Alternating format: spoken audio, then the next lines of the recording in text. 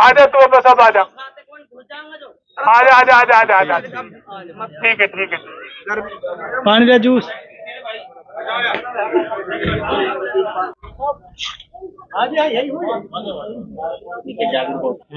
इनको चप्पल मार के निकालेंगे हम।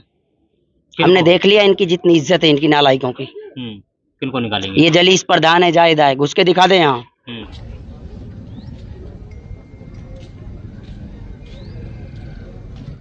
अगर मंत्री जी सही बात कहती तो काश हमें ये दिन ना देखना पड़ता 120, 30, 40 फुट ऊपर टावर पर चढ़ के अपनी जान को जोखिम में डालने के लिए। ये बात एक आदमी जान देने के लिए 120 फुट ऊपर चढ़ा है और अपने भाइयों के मान सम्मान के लिए, ताकि हमको इंसाफ मिल जाए, और फिर कह रहे हैं कि हमारे पास टाइम नहीं है।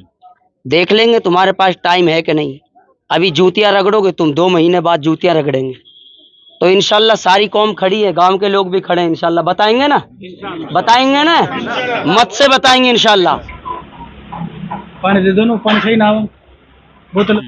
एक छोड़ रखा है झोली वाला इन्होंने, बाबा इनका हनीफ है, वो माफी मांगने के लिए छोड़ रखा है। बस लंबी झोली, हाँ, नीची जेबा, थाने में जाके बैठ जाता है आराम से। जितने रिश्वत चाहिए शाम को इकट्ठी करके लाता है उसको। बताएं बताएं। देखो जी, मैं तो यही कहना चाहूंगा, प्रशासन की इसमें कोई कमी नहीं है जी। प्रशासन की कमी इसलिए नहीं है कि हमारे अपने रहनुमा वो खुद गद्दार है। अगर हमारे रहनुमा हमारे भाई नासिर और जुनैद की आवाज को मजबूती से उठाते और 5 आदमी जो उलमा बैठे हैं बिरादरी वाले, इनकी बात को मान सम्मान करते, जैसे बिरादरी ने कहा था कि विधायक महोदय, मंत्री जी आप ही कर दीजिए इसको, तो उसको ये नहीं था कि बॉडियों को तुरंत दफनवा दे। वो उसका मतलब ये था कि मैं बिरादरी के साथ हूँ, मैं बिरादरी की बेटी हूँ, क्योंकि मंत्री है, हमारी मान सम्मान दिया जी, हमारी नेता है, जैसे बिरादरी कहेगी वैसे मैं तैयार हूँ। उसने तुरंत कह दिया कि कॉन्ट्रेक्चुअल नौकरी दी जाएगी। पहले दिन वादा कर लेते हैं कि जी नौकरी दी जाएगी सरकारी, दूसरे दिन खुद कह रही है हमने कहा ही नहीं, कॉन्ट्रेक्चुअल नौकरी के लिए कहा था। हमारे चाचा मौलाना जमीर साहब के सामने वहां कहा था कॉन्ट्रेक्चुअल नौकरी के लिए। ये सारी झूठ बात करके धोखे में डाल दिया पूरे परिवार को। तो मंत्री जी झूठी हैं? बिल्कुल झूठी हैं। अगर मंत्री जी सही बात कहती तो काश हमें ये दिन ना देखना पड़ता 120, 30, 40 फुट ऊपर टावर पर चढ़ के अपनी जान को जोखिम में डालने के लिए। तो ये बात भी सच है कि आप झूठों पे विश्वास करते हैं? करना पड़ता है, क्योंकि हम तो मुसलमान ईमान वाले, एक मर्तबा तो करना पड़ता है। अल मुस्लिम अखुल मुस्लिम, जिसने कलमा पढ़ लिया ना वो ईमान वाला एक दूसरे का भाई है।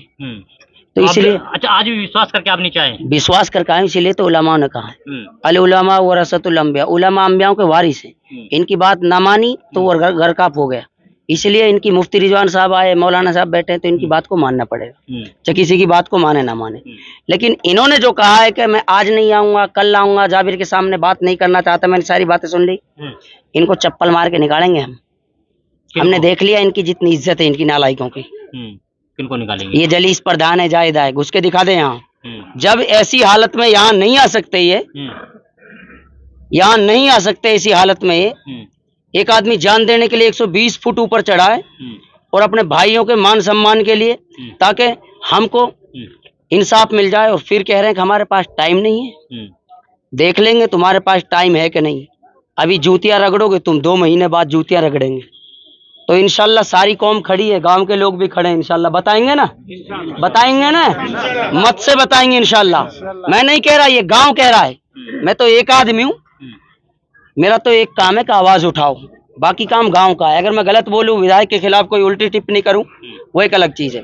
इसने ऐसा कारनामा किया जी, मौलाना हारून साहब बड़े मदरसे की जिम्मेदारी इसी गांव के। नासिर जुनैद मामले से लेके ये इस गांव से नाराज है। हम धरना पे बैठे थे, मौलाना की बेइज्जती करी कामा के कब्रिस्तान वाले मसले पे। मौलाना गए कि जी कब्रिस्तान की बाउंड्री है, इसको सही करा दीजिए। तो मौलाना से कहा कि नहीं फफोंदों को लेके यहाँ मत आया करो, इलेक्शन का टाइम है, और जो इलेक्शन जीतेंगे तब हम बाउंड्री वगैरह के बारे में सोचेंगे। तो उन्होंने कहा तो हमसे गलती हो गई, माफी मांग ली। कहाँ मांग लिया? वहां भी नहीं गए, नहीं गए। एक छोड़ रखा है झोली वाला इन्होंने, बाबा इनका हनीफ है, वो माफी मांगने के लिए छोड़ रखा है। बस लंबी झोली, हाँ, नीची जेबा, थाने में जाके बैठ जाता है आराम से। जितने रिश्वत चाहिए शाम को इकट्ठी करके लाता है उसको। कौम को खा गए लूट के। अब आप ये चीज बताओ ये क्या है? मौलाना बैठे, कम से कम मौलाना ने कहा कि जी मांग हो रही है, इनके बीच में आते हैं प्रधान जी। मैं नहीं करता बात बिल्कुल भी। हमारे चाचा जी बैठे हैं, जिम्मेदार है काम के, हैं दादा अली मोहम्मद साहब है, मौलाना हनीफ साहब है, मौलाना शाहिद साहब है, मुफ्ती रिजवान साहब है, तो उन्होंने ये नहीं कहा कि हमसे तो बात करने के लिए आए दादा थे? हाकम जी है, हम्म, सबने कहा। हम्म, अभी चाचा साहब से बात हुई, चाचा जमील साहब से, डीएसपी साहब के फोन पे बात हुई, हम्म, तो कहा कि मैं नहीं आऊंगा, मना कर दिया क्लियर, फोन पे कह दिया। हम्म, मैं इनसे कहना चाहता हूँ अगर 10 दिन के बाद ये पैसा नहीं मिला ना बेटे, ना तुम बचोगे ना तुम्हारी नस्लें बचेंगी, ये भी याद रखना। अच्छा जाबिर ये बताओ कितना पैसा बच रहा है अभी? मेरे भाई 15 लाख रुपए केस बच रहा, 15 दूनी 30 लाख रुपए।